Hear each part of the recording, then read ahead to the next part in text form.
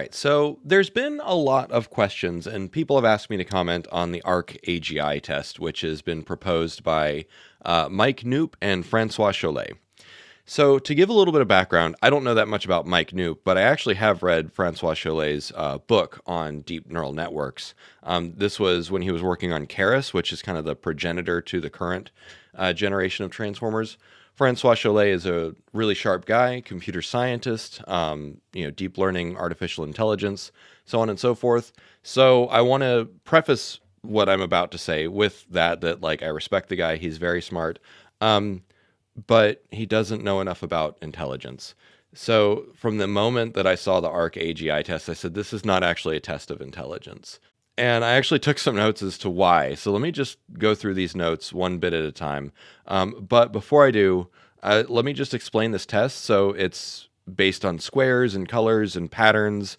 This is a very autistic test, and I don't mean that in like, oh, like as an autistic person who has taken tests that measure intelligence that include pattern translation, stuff like this. This is a very, very, very narrow kind of intelligence. It is only one very small kind of reasoning, one kind of intelligence, and it mostly has to do with pattern recognition, which you might say all intelligence is pattern recognition, but intelligence is also pattern synthesis.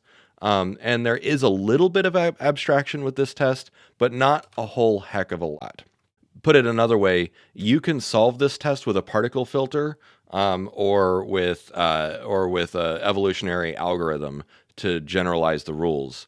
So I'm not particularly impressed by this, but let me go over my notes and just kind of tell you like, okay, first and foremost, the biggest problem is this is a constrained space.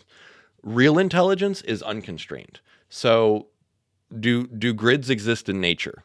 Did in the process of human evolution, when we were learning, like if you wanted to recreate fire, did a grid ever play into that? Did colorful patterns on a little checkerboard ever like help humans figure out fire or carving stones or the patterns of animals? No.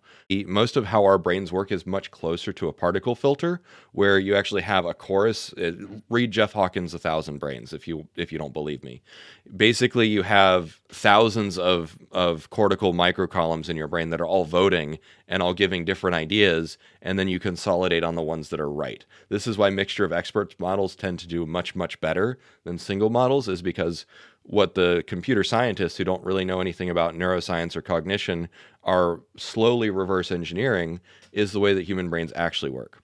So it's constrained, it's not open-ended, and this is, to put it a little bit more offensively, this is the way that a mathematician would think about this from the 80s and 90s, is it's like, well, it's too hard to create a full simulation environment, so let's just create a very small constrained simulation environment with very simple mathematical rules. And let me imply that mathematical rules are a good generalization, a good proxy for basically all problem spaces in the real world.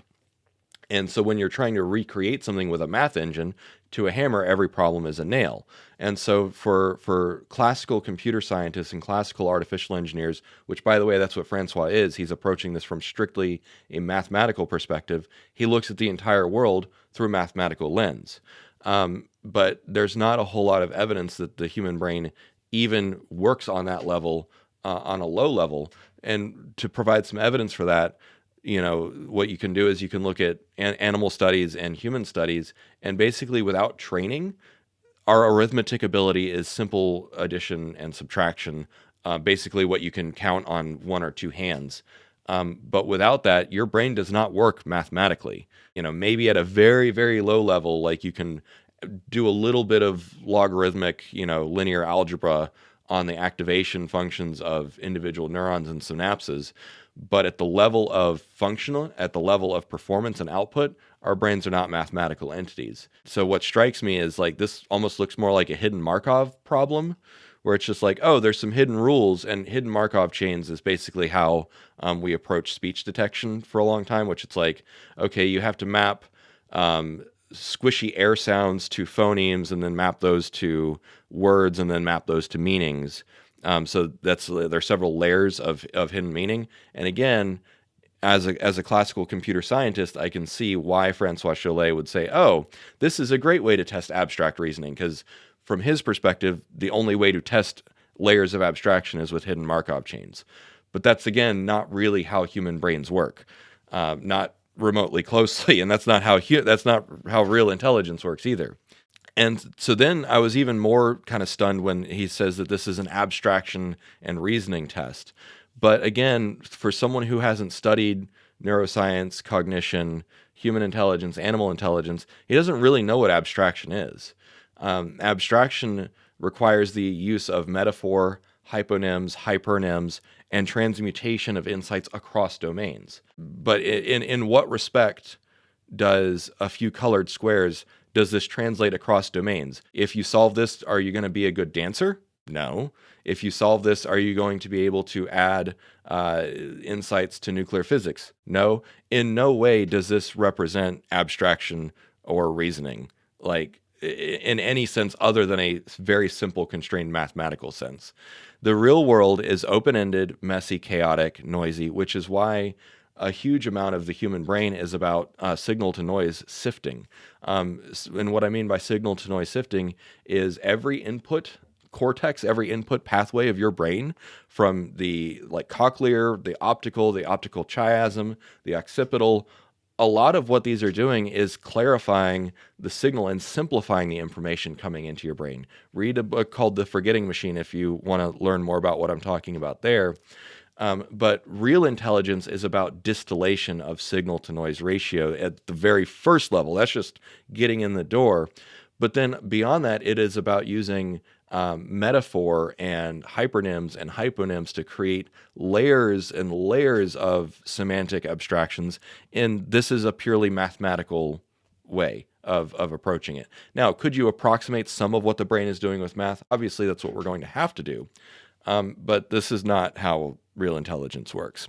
This is strict logic, and strict logic rarely applies to the real world, which is why I keep coming back to like particle filters.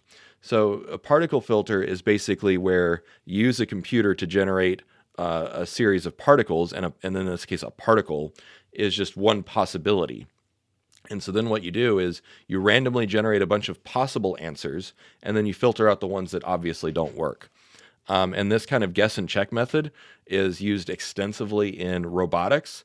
And guess what? Robots actually have to work with the real world, and particle filters in robotics outperforms any kind of strict simulation model and anything that is strictly math and logic based. Because guess what? Again, the real world where real intelligence actually matters is messy, chaotic, and noisy, and you only have to get close enough. Another thing that occurs to me is that you could probably solve this with a simple evolutionary algorithm, where it's just like, okay, does this answer it? No. Does this answer it? No. And just whichever one answers it better. So, again, I resisted making this video, but I've seen enough people say like, this is clearly the path to AGI. This will test it. In what way does this reflect reality? Like, it doesn't. It doesn't actually reflect reality. It only reflects a very narrow, highly, highly constrained, and somewhat arbitrary problem space that a mathematician came up. And again, I have a lot of respect for mathematicians and physicists. Some of my best friends are mathematicians and physicists. But what I'm here to say is that if you want to actually design AGI, if you actually want to test AGI, you need to study the only example of strong intelligence that we have, which is humans.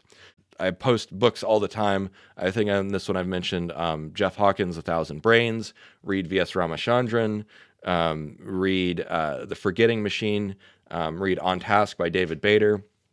Like, there are so many more dimensions to intelligence, and I don't see how this applies on anything except a very narrow mathematical level. This in no way tests artificial general intelligence, because let me put it another way. Could you imagine a machine that solves this challenge that is still otherwise economically useless? This doesn't solve language. This doesn't solve diplomacy. This doesn't solve engineering. This is one small section of an IQ test. And I've taken IQ tests. And like I said, you would expect to see something like this on an IQ test. But then you'd also expect to see other kinds of reasoning, other kinds of tests. So is this even valuable? I will say that this test could be valuable for a specific kind of visual reasoning, because that's what this is. This is a very specific kind of visual reasoning, but depending on like which neurologist you study or look up, there are anywhere from 8 to 5,000 dimensions of intelligence, and visual reasoning is a very, very small component of that. So I'm not impressed. I'm sure that this comment will be received as very spicy for some people, but I don't know. I don't care about this test. It's not interesting to me. It looks like the kinds of tests that my cousin and I were looking at for robotics challenges back in the late 90s and early 2000s. I could imagine ways of solving this with C. So if you can solve it programmatically with C, then like, okay, great. And honestly, here's how I would approach this. I would say, hey Claude, look at these challenges. Can you write a Python script that will solve these? And I bet Claude could do it, or at least get close. So this is not an AGI test. It is super pretentious to call this an AGI test. The people who made this do not know enough about neuroscience and actual intelligence. So sorry to dump a bucket of water on the argument, but I'm just not impressed. So anyways, thanks for watching. Bye.